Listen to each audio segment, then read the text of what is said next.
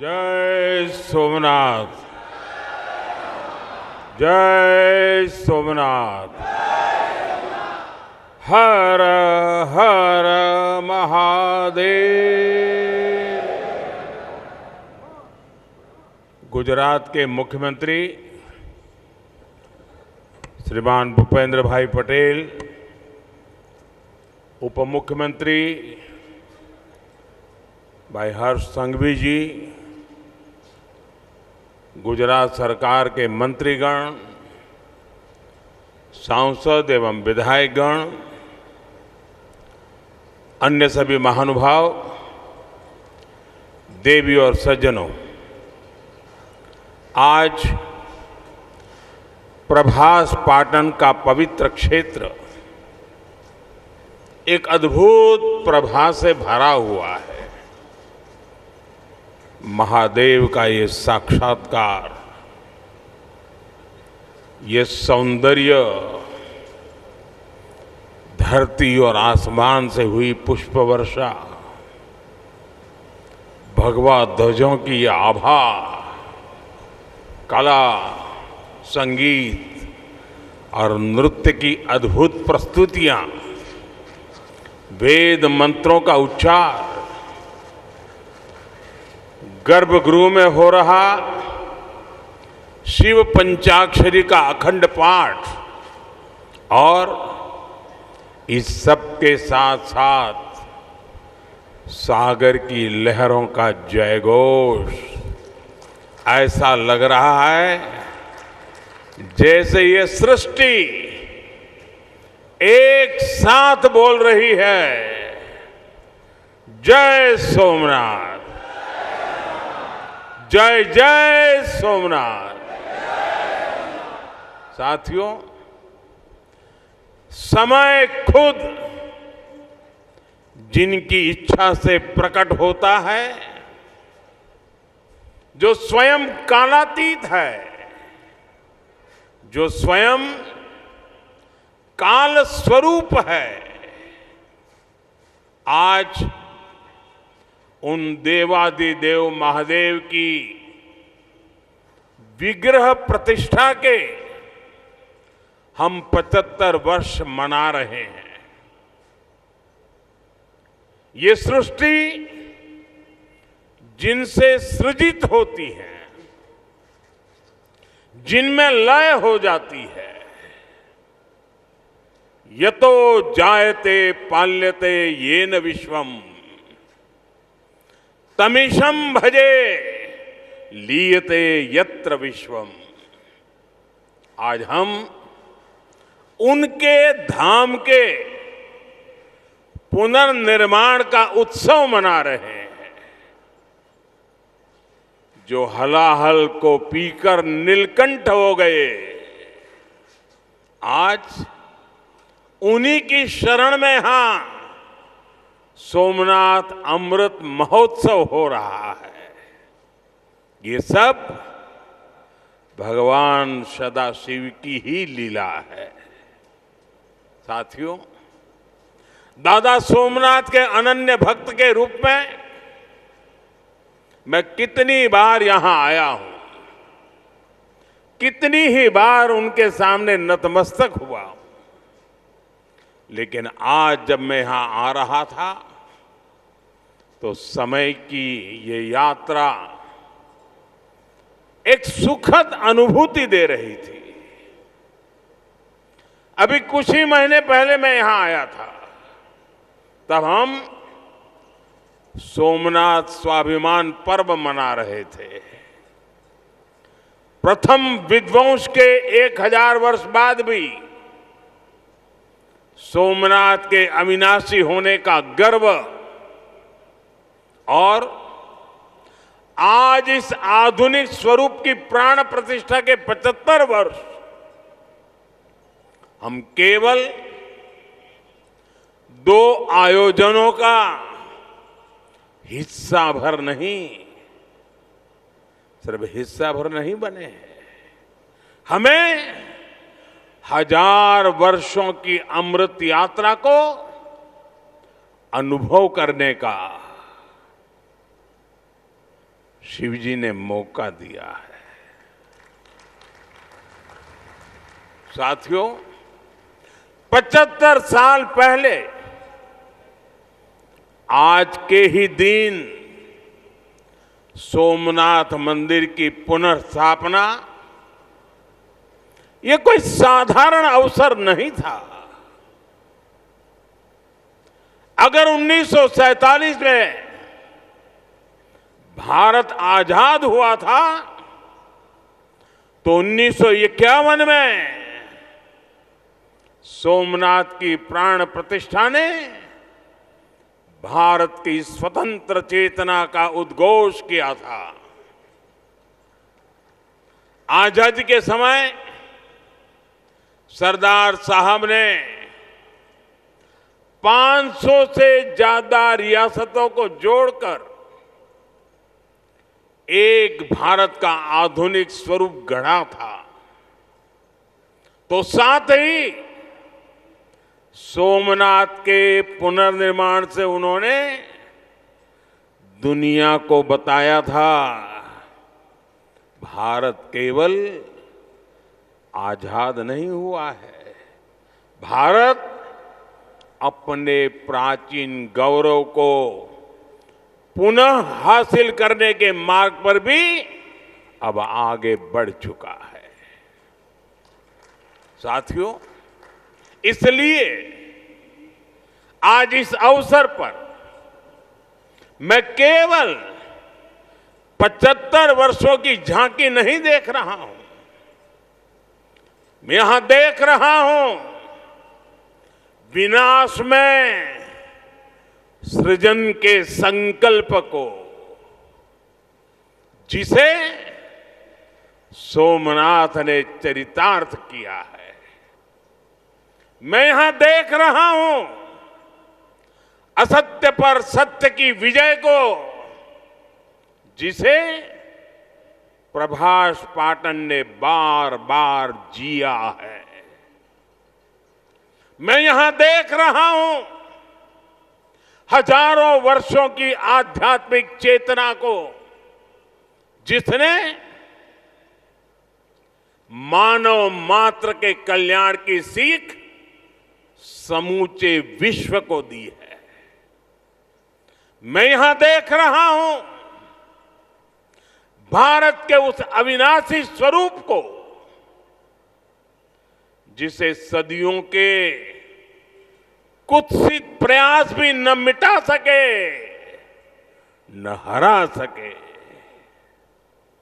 और मैं यहां देख रहा हूं सोमनाथ का अमृत महोत्सव, ये केवल अतीत का उत्सव नहीं है, ये अगले 1000 वर्षों के लिए भारत की प्रेरणा का महोत्सव भी है। मैं सभी देशवासियों को दादा सोमनाथ के कोटि कोटि भक्तों को इस महोत्सव की बहुत बहुत बधाई देता हूं। साथियों, आज का दिन एक और वजह से भी विशेष है। 11 मई 1998 यानी आज के ही दिन देश ने पोखरण में परमाणु परीक्षण किया था।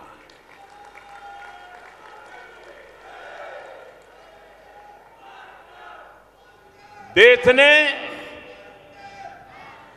11 मई को पहले 3 परमाणु परीक्षण किए। हमारे वैज्ञानिकों ने भारत के सामर्थ्य को, भारत की क्षमता को वैज्ञानिकों ने दुनिया के सामने रखा। दुनिया में तूफान आ गया।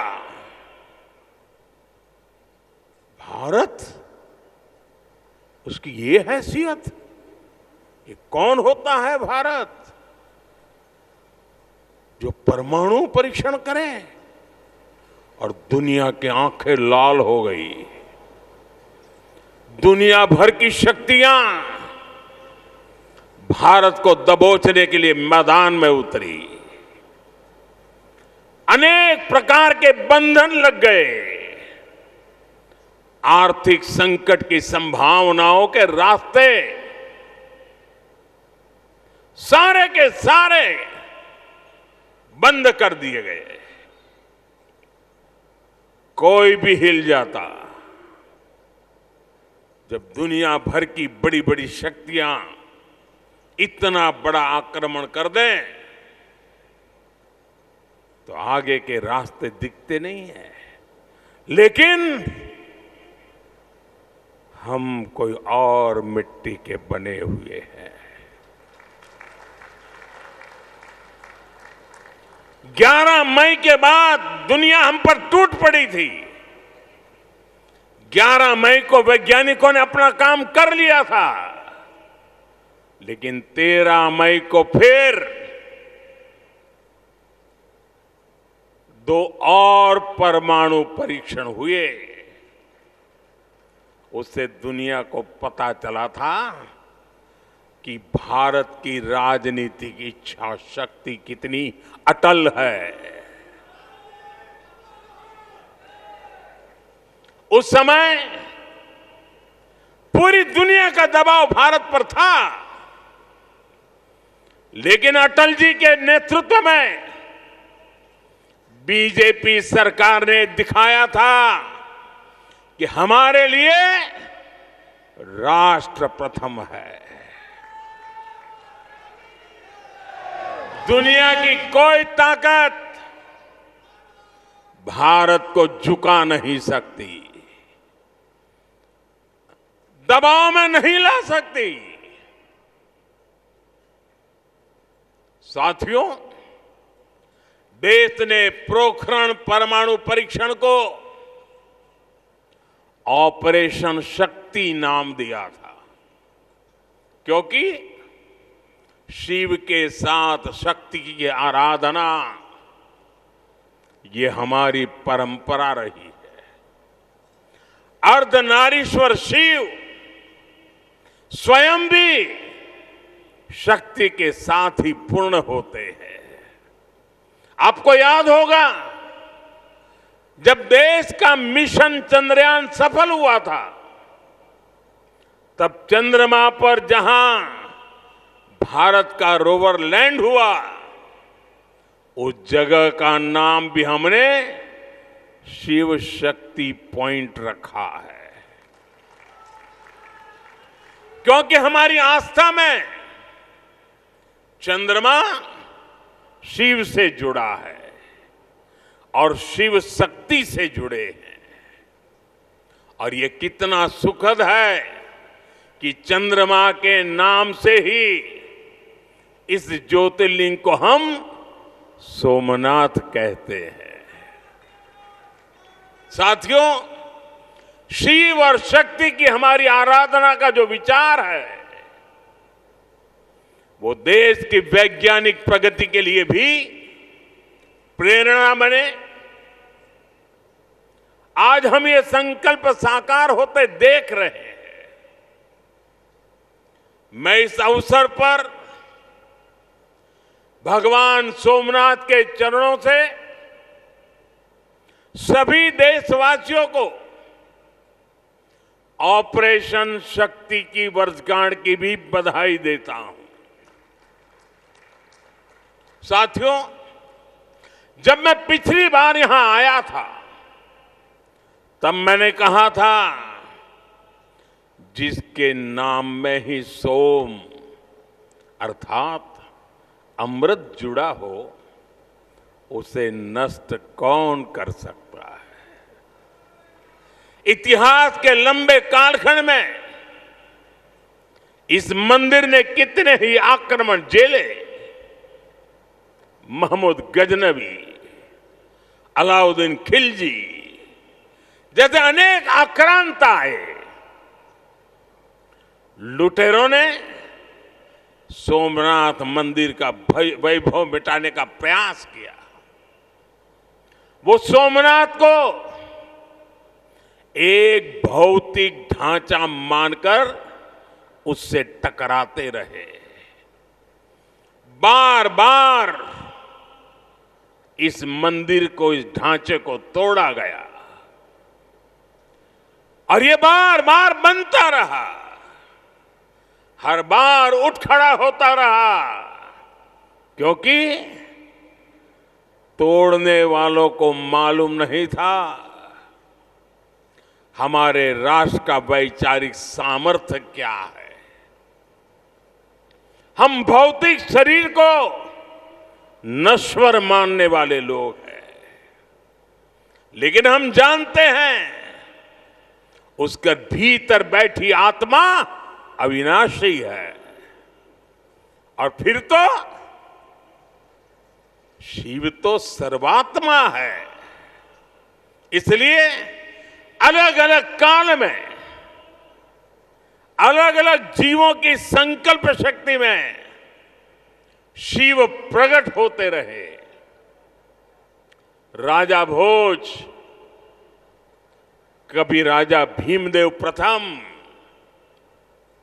कभी राजा कुमारपाल,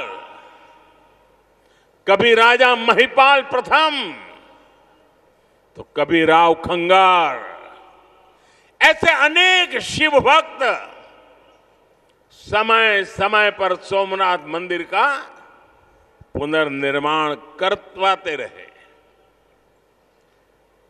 लकुलिश और सोम शर्मा जैसे कितने मनीषी, उन्होंने प्रभास पाटन क्षेत्र की विरासत को संरक्षित किया, इसे शैव साधना और दर्शन का महान केंद्र बनाया। भाव बृहस्पति, पाशुपताचार्यों और अनेक विद्वानों ने इस तीर्थ की आध्यात्मिक परंपराओं को जीवित रखा। विशाल देव और त्रिपुरांतक जैसे व्यक्तित्वों ने यहां की बौद्धिक चेतना को सुरक्षित रखने का पुनीत कार्य किया। साथियों, वीर हमीर जी गोहिल,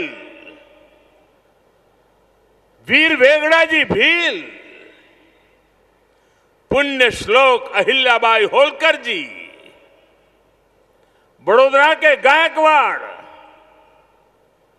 जाम साहब महाराजा दिग्विजय सिंह जी,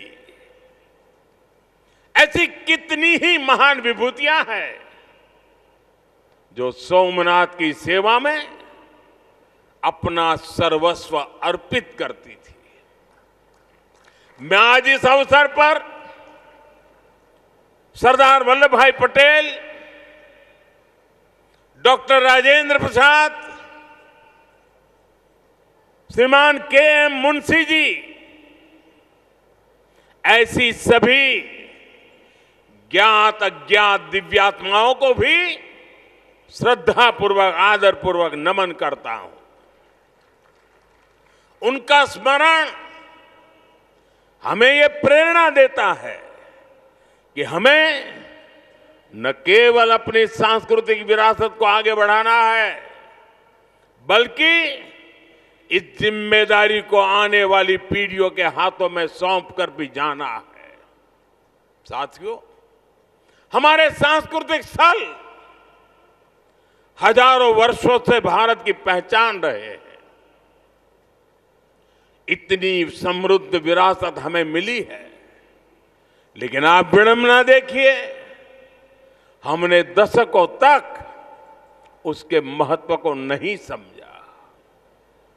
दुनिया में से कितने ही उदाहरण हैं जहां विदेशी हमलावरों ने राष्ट्रीय पहचान से जुड़े स्थलों को नष्ट किया, लेकिन जब उस देश के लोगों को मौका मिला, सबने साथ आकर अपनी पहचान को फिर से सहजा, फिर से संवारा, पुनः प्रतिष्ठा की। लेकिन हमारे यहां राष्ट्रीय स्वाभिमान से जुड़े विषयों पर भी राजनीति होती रही। सोमनाथ खुद इसका सबसे बड़ा उदाहरण है। आजादी के बाद पहले दायित्वों में से एक था कि सोमनाथ मंदिर का पुनरुद्धार करते। इसलिए सरदार वल्लभ भाई पटेल और डॉक्टर राजेंद्र प्रसाद जी, उन्होंने इसके लिए इतने प्रयास किए। लेकिन हम सब जानते हैं उन्हें इसके लिए नेहरू जी द्वारा कितना विरोध झेलना पड़ा था।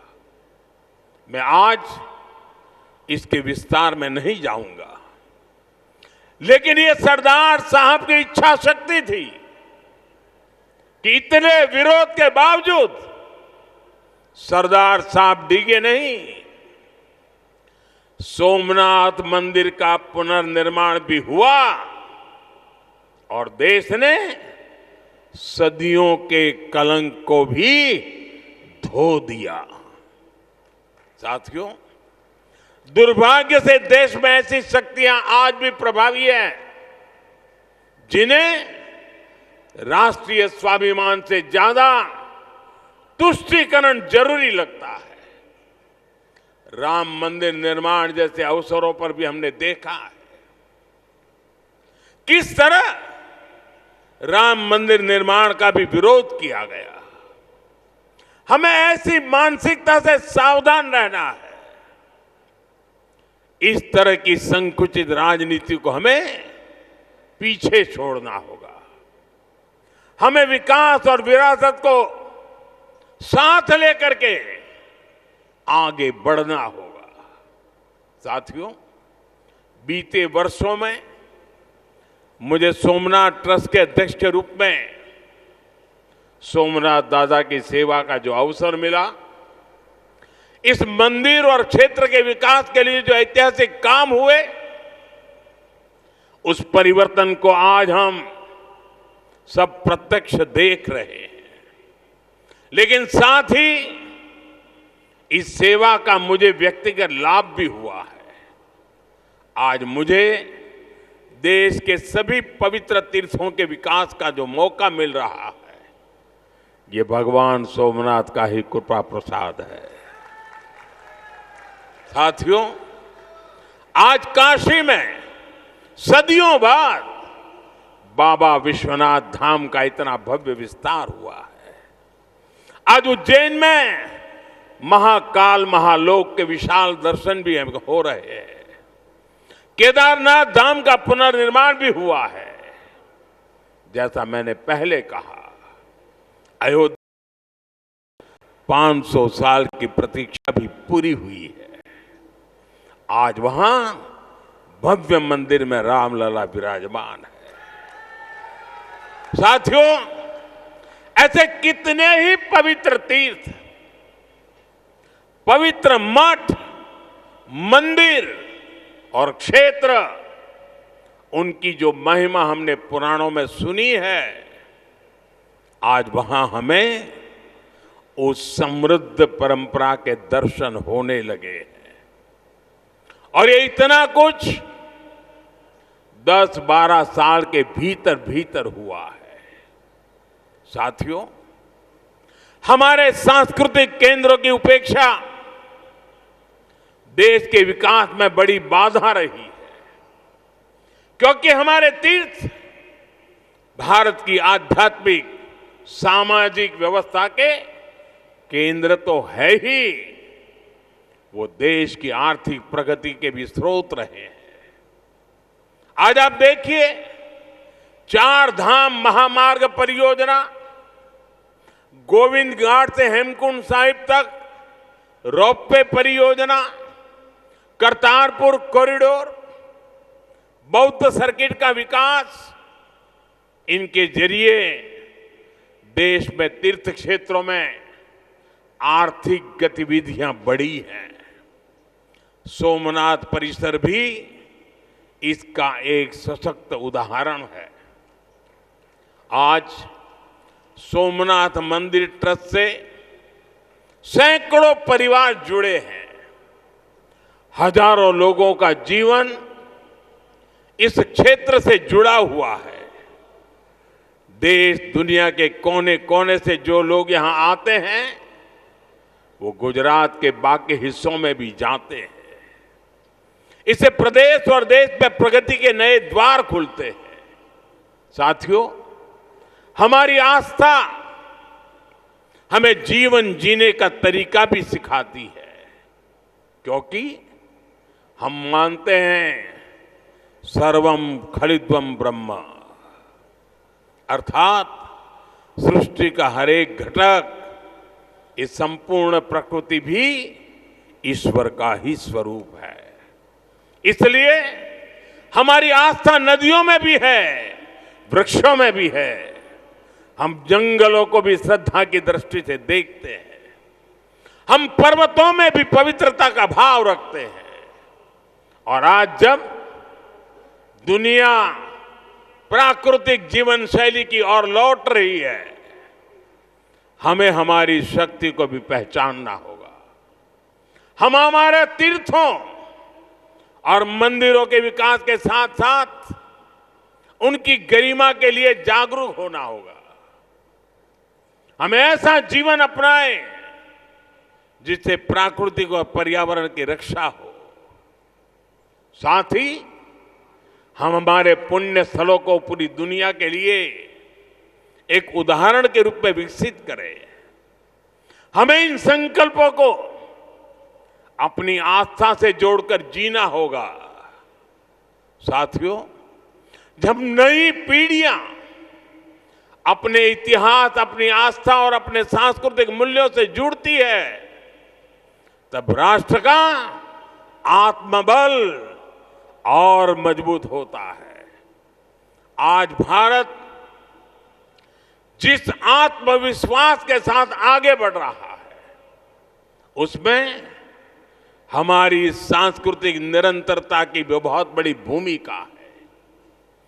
आधुनिक और विरासत, आधुनिकता हो या विरासत हो, भारत में इसे कोई अलग नहीं कर सकता। भारत में एक दूसरे के विरोधी नहीं है। ये साथ साथ आगे बढ़ने वाली शक्तियां हैं, एक दूसरे में प्राण पूरने वाली शक्तियां हैं। सोमनाथ हमें याद दिलाता है कि कोई भी राष्ट्र तभी लंबे समय तक मजबूत रह सकता है जब वो अपनी जड़ों से जुड़ा रहे, जब वो अपनी विरासत को आने वाली पीढ़ियों तक उसी श्रद्धा और विश्वास के साथ उनके हाथों में सुपुर्द करे। 75 वर्ष पहले जब ये पुनर्निर्मित सोमनाथ मंदिर में 75 वर्ष पहले प्राण प्रतिष्ठा हुई थी, तब भारत ने एक नई चेतना यात्रा शुरू की थी। आज 75 वर्ष बाद वही यात्रा और अधिक व्यापक रूप में हमारे सामने है। हमें इसे नई ऊंचाई पर लेकर जाना है। हमारे संकल्पों को पूरा करने में दादा सोमनाथ का आशीर्वाद हमेशा हमारे साथ रहे, यही प्रार्थना है। एक बार फिर सभी देशवासियों को